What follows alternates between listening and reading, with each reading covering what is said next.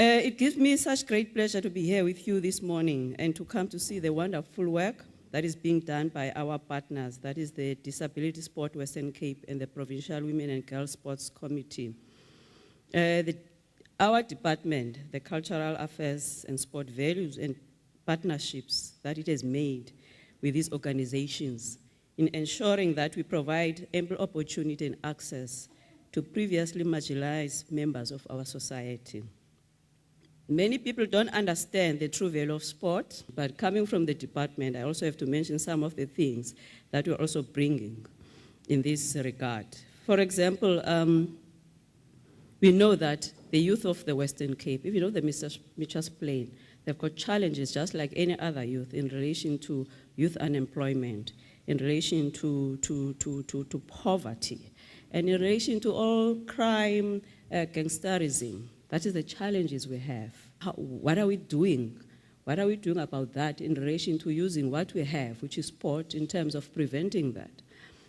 One thing that we need to know that is that when it comes to gangsterism, it brings that issue of sense of belonging. You can also build up sports clubs, can have all these youth where they become part of members of all of these, whether it's dances, whether it's cultural. It also, all of those bring that sense of belonging. We cannot allow our kids to be destroyed like this because these are the young people, these are the next generation, these are the next presidents. Here, they are the nurse porters here, who are the others? They are Benny McCarthy, if I'm making good examples. And here we've got all other people.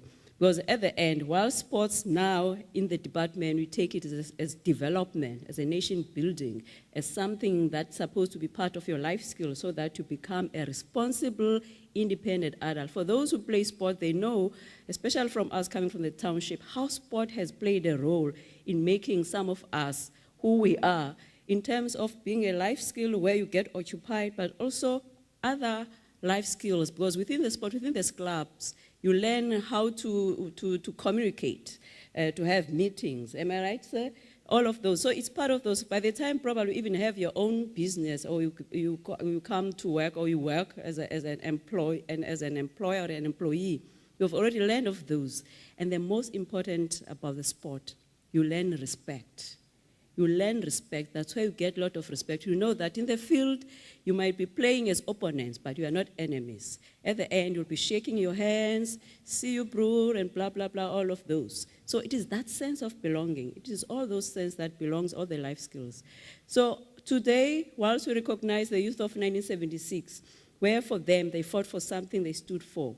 But for us, we need to learn. We have to stand for something, away with crime, away with gangsterism. We use sport as a development. We use sport also in terms of achieving a goal of economic development because of the challenges we have around youth employment.